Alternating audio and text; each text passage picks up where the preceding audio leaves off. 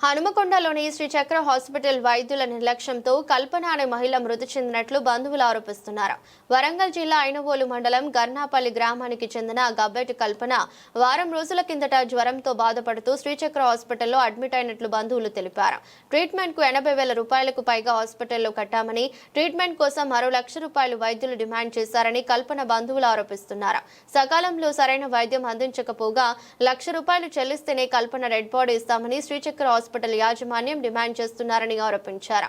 వైద్యుల నిర్లక్ష్యంతో చనిపోయిన కల్పనకు న్యాయం చేయాలని బంధువులు హాస్పిటల్ ఎదుట ఆందోళన చేపట్టారు. ఇక ఇదే అంశంపై మరింత సమాచారాన్ని మా వరంగల్ ప్రతినిధి హరికృష్ణ అందిస్తారు. శ్రీచక్ర హాస్పిటల్ యాజమాన్యం నిర్లక్ష్యంతో మహిళ మృతి చెందినట్టు కూడా ఇప్పటికే ఇటు వరంగల్ జిల్లా గన్నపల్లి ఐనవోలు మండలం గన్నపల్లి గ్రామానికి చెందిన ఏదైతే కల్పన ఏదైతే వైద్యుల నిర్లక్ష్యం వల్ల చనిపోయిందంటూ కూడా ఇటు హన్మకొండలోని ఇటు బాలసముద్రంలో ఉన్న శ్రీచక్ర హాస్పిటల్ వద్ద కూడా ఇటు కల్పనకు సంబంధించిన బంధువులు అయితే ఆరోపణలు చేస్తూ ఉన్నారు. శ్రీచక్ర హాస్పిటల్ ముందట కూడా ఇటు బంధువులంతా కూడా ధర్నా చేపడుతున్న పరిస్థితి కనబడుతుంది. వారం రోజుల కిందట ఇటు ఏదైతే కల్పనకు సంబంధించి కూడా కొంత ఆరోగ్య సమస్యలు ఉన్న నేపథ్యంలో కూడా అక్కడ ఉన్నటువంటి ఆర్ఎంపీ డాక్టరు ఇటు హన్మకొండలోని శ్రీచక్ర హాస్పిటల్కు రిఫర్ చేశాడట. శ్రీచక్ర హాస్పిటల్లో 4 రోజుల పాటు ట్రీట్మెంట్ చేసుకున్న తర్వాత ఇటు డబ్బులు కట్టలేదని ఇటు వైద్యులు ఏదైతే నిర్లక్ష్యంగా ఉన్నారో డబ్బులు కట్టలేదని వైద్యం ఆపేశారంటూ కూడా బంధువులు ఆరోపిస్తున్నారు. ప్రస్తుతం మాతో పాటు ఆ కల్పనకు సంబంధించిన బంధువులు ఉన్నారు, వాళ్ళతో మాట్లాడదాం. చెప్పండి అమ్మా, అసలు మీ మమ్మీకి ఏమైంది, ఎప్పుడు ఈ హాస్పిటల్ తీసుకొచ్చారు, అసలు ఏం జరిగింది? సార్, మా అమ్మకి జ్వరం వచ్చిందని తీసుకొచ్చినాం సార్ హాస్పిటల్ తీసుకొచ్చినాక ట్రీట్మెంట్ చేయాలన్నారు సార్. 2 కిడ్నీలు ఖరాబ్ అయినాయి అన్నారు సార్, 2 ఊపిరితిత్తులు ఖరాబ్ అయినాయి అన్నారు సార్. డయాలసిస్ చేయాలన్నారు సార్. ఫస్ట్ రోజు డయాలసిస్ 25,000 అన్నారు సార్, కట్టినాం. రెండోసారి డయాలసిస్ 8,000 అన్నారు సార్, కట్టినాం. మూడోసారి డయాలసిస్ కోసం 8,000 అన్నారు సార్, కట్టినాం. 3 సార్లు ప్యాకెట్ బ్లడ్ అని రాసిల్లు సార్. డయాలసిస్ ఎక్కేటప్పుడు బ్లడ్ ఖచ్చితంగా డయాలసిస్ చేసేటప్పుడు బ్లడ్ ఖచ్చితంగా ఎక్కియాలన్నారు సార్, కట్టినాం. నిన్న డయాలసిస్ చేయలేదు సార్. ఆ పిల్లు సార్ చూస్తామమ్మా, పేషెంట్ ఎట్లుంటుందని చూస్తాం అన్నారు సార్. అందులో ఒకటి మమ్మల్ని బెదిరించారు సార్. ఇంకా మీరు పైసలు కడతలేరు, రేపు కడతాం అని పైసలు కడతలేరు. మాకు అవసరం లేదమ్మా, 4 గంటలకు 5 గంటల వరకు చూసి పైపులన్నీ మీకు ఎత్తాము, మీ అమ్మని మీరు ఇంటికి తీసుకుపోవాలి, మీరు ఎక్కడికన్నా తీసుకుపోవాలి, మాకు అవసరం లేదని పైపులు మీకేసింది సార్. మధ్యరాత్రి 1 గంటలకు డయాలసిస్ బిల్లు కట్టాలమ్మా, ట్రీట్మెంట్ చేస్తామంటే అప్పటికప్పుడు డయాలసిస్ బిల్లు 8,000 కట్టినా సార్. 8,000 కట్టినాక ట్రీట్మెంట్ చేసిండు సార్. 4 గంటలకు పోతే మా అమ్మ అంటే సపోర్ట్ చేయలేదు సార్. ఏమైందని అడిగితే అమ్మమ్మ చేతులు ఏం లేదమ్మా, మేము చేసే ప్రయత్నం చేస్తారా, మా మీద హోప్స్ పెట్టుకోవద్దు అన్నారు సార్. అంటే ఫస్ట్ నుంచి అట్లనే చెప్తారు కదా, ఏమో చూద్దామని అనుకున్నా సార్. మళ్ళీ తిందికి వచ్చినా సార్. మా అమ్మ ముందేమన్నా ఏడితే బాధపడుతుందని తిందికి వచ్చినాం సార్. తిందికి వచ్చి 5 గంటలకు పిలిచి సార్, మా లేదమ్మా చచ్చిపోయింది అని చెప్పి సార్. బిల్లు కట్టి మీ అమ్మ శవాన్ని తీసుకుపోయింది అని చెప్పి సార్. మా అమ్మకి నిన్న హోప్స్ లేవన్నారు సార్. టాబ్లెట్లు రాసిల్లు సార్. అమ్మ నోట్ల పైపులు ముక్కుల పైపులు వేసిల్లు సార్. టాబ్లెట్లు ఎట్లా వేసుకుంటారు సార్. మా అమ్మ 5 డైపర్లు రాసిల్లు సార్. మా అమ్మ డైపర్ ఒక్కటే సార్, నమ్మకం లేదన్నలకు డైపర్లు 5 డైపర్లు ఎట్టారు. 8,841 రూపాయలు సార్. ఒక్క రోజు టాబ్లెట్ల బిల్లు సార్.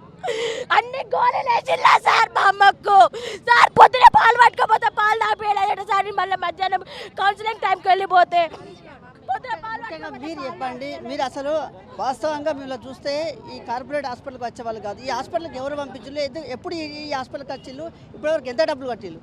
మేము 90,000 కట్టినాం సార్. మా బామ్మారి ఫ్రెండు గన్పూర్లో ఉన్నాడంట, ఆయన చెప్తే మా బామ్మారి తీసుకొని వస్తే మేము తీసుకొని వచ్చినాం సార్. ఎంజిఎం నుండి వచ్చినాక అడ్మిట్ చేసుకున్నాం.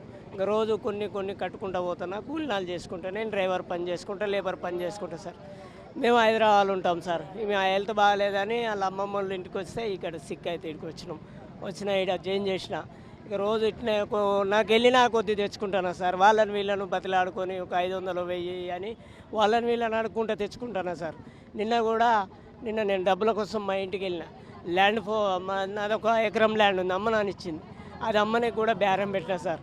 అది అమ్మనికి బేరం చేస్తే ఆయన ఏమన్నాడంటే నిన్న వచ్చి చూసిండు, బాబు రేపు నేను 1 ఎకరా ఒక 4-5 ఎకరాలు ఆయన కొంటుండు, ఒక 4-5 ఎకరాలు నేను కొంటున్నా బాబు, మీకు అందరికీ ఒకసారి డబ్బులు ఇస్తాం, మంగళవారం ఇస్తే రేపు సోమవారం డబ్బులకి వెళ్తా, మంగళవారం తెచ్చిస్తా అన్నాడు సార్. నేను ఆడికి పూత డబ్బులు అడుగుతాడని నేను ఆగిన. మా చెల్లె కేఎంసీలో చేస్తుంది. అన్న నేను డ్యూటీకి టైం అవుతుంది, నేను పోతారా నువ్వు రారా అంటే నేనేం చేసినా వచ్చిన రాగానే తిరుమల రావు అనే సారు తిరుమల రావు సార్ అనేటైనా లోపల ఉన్నాడు మెడికల్లో. నన్ను చూసి నేను అడిగి మాస్క్ కొనుక్కొని మా భార్యను చూసుకొని వద్దామని నేను పోతున్నా. ఏమైంది బాబు డబ్బులు అంటే, సార్ ల్యాండ్ అమ్ముతానా సార్, బేరం అవుతుంది, రేపు 10-11 గంటల వరకు అమౌంట్ ఎంతో మీ బిల్లు వరకన్నా తెచ్చిస్తా సార్ అంటే, ఇక మీరు కట్టేటట్లు లేరాయా, మీ దగ్గర ఓప్స్ లేదు అని చెప్పి అన్నాడు. ఆయన పైకి వేయండు. ఇక ఆయన ఏం చేసిండో తెలియదు, పైపులు పీకేసిండు. ఇక ఆయన వెళ్ళినాక ఒక 10 నిమిషాలకు నేను వెళ్ళిన మా భార్యను కల్పన బిజ్జి అని అన్న. ఒకసారి చూసింది మెడల్ ఇట్లా అన్నది సార్. ఇక నైట్ ఎప్పుడో చనిపోయిన ఆమెను ఆ బుర్ర పట్టుకొని ఇట్లా ఊదుకుంటూ ఉన్నారు. ఆ బుర్ర పట్టుకుంటే ఈ కడుపు ఈ కిందికి మీదకి వచ్చుడు మేము బతికున్నది అనుకున్నాం. చనిపోయిందని చెప్పేసి మీరు చనిపోయిందని చెప్పేసి డాక్టర్లు మీకు ఎప్పుడు చెప్పిళ్ళు? ఇప్పుడు డెడ్ బాడీని అప్పచెప్పాలంటే కూడా ₹1,00,000 కట్టాలని డిమాండ్ చేసినా చెప్తారు, వాస్తవేనా? 1,70,000 అన్నారు సార్. 1,43,000 తర్వాత 1,53,000 ఫస్ట్ చెప్పినాక సార్ ఏమైంది అప్పటికి కూడా ఆ సారు ఒక సారు ఉన్నాడు, అక్కడ ఉన్నాడు. ఆ సారు కూడా ఏమైంది బాబు డబ్బులేవి, నువ్వు డబ్బులు ఇస్తేనే పేషెంట్ నీకు ఇస్తా, నువ్వు ఏమన్నా చేసుకో, ఫస్ట్ మెడికల్ బిల్ ఉంది, మెడికల్ బిల్లు ఒక 10,000 ఉన్నాయి, మెడికల్ బిల్ కట్టు, మొత్తం అమౌంట్ నేను ఇస్తా అన్నాడు. అది మొత్తం అమౌంట్ బిల్ ఇస్తా అన్నాడు. ఇక నా దగ్గర లేవు. అంతలో మా ఎంపీటీసీ గారు వచ్చిండు. ఇక ఆయన వచ్చినా కూడా ఆయన దగ్గర లేవు. ఇంకా బయట మా అన్ననే పొద్దుగాల ఇప్పుడు పట్టుకొచ్చి ఇచ్చినాక ఆ బిల్లు తీసుకున్నాక మళ్ళీ ఇప్పుడు డిమాండ్ మా పైసలు మాకు 50,000 కట్టినాం సార్. అంతకుముందు 90,000 కట్టిన. నాకు డబ్బులు రావు నాకు కావాలి. మీరు చెప్పండి, ఇంత ఘోరమైన పరిస్థితి, చనిపోయినప్పటికీ కూడా డెడ్ బాడీని అప్పచెప్పేందుకు కూడా 1,40,000 డిమాండ్ చేసినట్టు కూడా ఇటు వాళ్ళ స్వయంగా వాళ్ళ భర్త ఆరోపిస్తున్నారు. ఇలాంటి హాస్పిటల్ అనకొండలో పుట్టగొడలో పుట్టుకొస్తున్నాయి. అసలు దీన్ని ఎట్లా చూడాలి? మీరు ఏం డిమాండ్ చేస్తారు ముఖ్యంగా హాస్పిటల్ యజమాన్యాన్ని? సార్ ఈ పరిస్థితులలో ఒక నిరుపేద మహిళ సార్, అంతా కొడితే 30 దాటలేదు అమ్మాయి, 2 పిల్లలు సార్. ఆమె ఏదో అకస్మాత్ అవకాన కదా, డాక్టర్లు అంటే దేవుళ్ళు అనే ఉద్దేశంతో జ్వరం వచ్చింది. ఆమె డయాలసిస్ జ్వరంతో వచ్చి జాయిన్ అయింది సార్. తెలియక జాయిన్ అయిన కర్మానికి ఒక 2 డేస్ సార్, అంతే 2 డేస్ లోపలే ఫస్ట్ మీరు మెడిసిన్కి కానీ టెస్ట్లకు కానీ డబ్బులు కడితేనే మీకు టెస్టులు చేస్తామమ్మా, అందాక చేయమన్నారు. అట్లా ఒక 12 అవర్స్ ఆపిన సార్. ఆపిన తర్వాత కూడా 8,000 కట్టేసింది సార్ వాళ్ళు. కట్టినాక అప్పుడు టెస్టులు స్టార్ట్ అయినాయి. అవి అయిన తర్వాత సార్ మెడిసిన్ రెగ్యులర్గా నడవాలిగా సార్, మెడిసిన్ వేయలేదు. మళ్ళీ 25,000 డయాలసిస్ ఫీజు అవన్నీ ఫార్మల్గా కడుతూనే ఉన్నాడు సార్. అప్పులు తన బయట తెచ్చుకుంటూ కడుతూనే ఉన్నాడు. అయినా పేషెంట్ మనకు దక్కాలి అనేసి ఉద్దేశంతో డాక్టర్ను ప్రాధేయపడుతున్న పరిస్థితి సార్. అయితే ఈ కోణంలో ఒకేసారి 1,50,000 90,000 కట్టాలబ్బా, నువ్వు 1,50,000 కట్టవు కానీ క్రమంగా కట్టేసేయి అని అన్నాడు సార్. ఫస్ట్ అయితే నువ్వు 1,00,000 కడితే నీకు ఆపరేషన్ స్టార్ట్ అవుతుంది డయాలసిస్, అందాక లేదు నేనేం చేయలేను కట్టబ్బానని అంటే, అబ్బాయి తన భర్త ఏం చేసిండు, భూమి అమ్మడానికి ప్రయత్నం చేసిండు సార్. ఆ రకంగా భూమి కూడా ఒకరికి తాకట్టు పెట్టి వాస్తవంగా వీళ్ళు డబ్బులు కట్టలేని పరిస్థితి. ఆ పరిస్థితిలో ఉన్నప్పుడు ఆర్ఎంపీ హాస్పిటల్కి రిఫర్ చేసినని చెప్పి చెప్తా ఉన్నారు. ఆర్ఎంపీ వాళ్ళని హాస్పిటల్కి వచ్చామని చెప్తా ఉన్నారు. అంటే ఇట్లా అమాయకులను చూసి ఈ విధంగా ఫీజులు తీసుకుంటున్న పరిస్థితి ఉంది వైద్యం పరంగా. దీన్ని ఎట్లా చూడాలి సార్?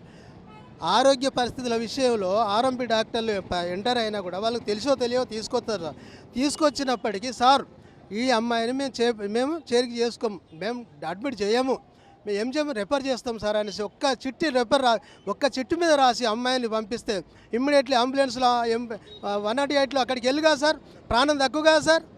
అట్లా దక్కకుండా అమ్మాయిని మభ్యపెట్టి హాస్పిటల్లో ఉంచుకొని డెడ్ బాడీని మనకి ఇప్పుడు ఈరోజు బయటకి ఇస్తే ఒక నిరుపేద తను ఏం చేయాలి సార్? ఇప్పుడు రోడ్డు మీద పడిన పరిస్థితి, పైపులు పీకిన పరిస్థితి, కాళ్ళది పడ్డారు, తల్లి కుటుంబం అంతా కాళ్ళది పడ్డ పరిస్థితి. పడ్డా కూడా ఒక రోజు ఆగండి, ఒక రోజు మాకు టైం ఇవ్వండి, మాకు ఉన్నటువంటి ఎకరం భూమి అమ్మిన తర్వాత మీకు డబ్బులు తీసుకొచ్చి ఇస్తాం, ట్రీట్మెంట్ చేయాలంటూ కూడా వాళ్ళ బిడ్డ ప్రాధాయపడ్డ పరిస్థితి ఉన్నది. అప్పుడు కూడా అసలు వైద్యులు కనుకరించిన పరిస్థితి. ఇప్పుడు చనిపోయింది కల్పన, మీరు ఏం డిమాండ్ చేస్తున్నారు ముఖ్యంగా? అంత ప్రాధాయపడ్డా కూడా ఒక నిండు ప్రాణం, కోట్లించుకోలేని ఒక జీవం మళ్ళీ రాదు సార్. కాబట్టి కల్పనకు న్యాయం జరగాలి సార్ ఖచ్చితంగా. తను పీజే కాదు, ఒక నిరుపేద దళిత మహిళ అని కాదు, ఒక పేషెంట్ ఫస్ట్ మనం ప్రైమరీ ప్రిఫరెన్స్ పేషెంట్కి ఇద్దాం. ఒక డాక్టర్గా మీ బాధ్యతలు చేశారా? ఒక పానం పోయింది, ఆ ₹1,00,000 ఇచ్చినా మనం కొనలేని ఆ పానం రాదు. కాబట్టి ఆమెకు తగిన న్యాయం జరగాలి. తన పిల్లల కోసమైనా, తన పిల్లలు ప్రాధాయపడి కాళ్ళ పడి ఒకరు ఏడుస్తున్నారు సార్, తన పిల్లలకు న్యాయం జరగాలి. ఆ కల్పనకు తగిన న్యాయం 20 లక్షల డిమాండ్ ఇవ్వాలని మేము డిమాండ్ చేస్తున్నాం సార్.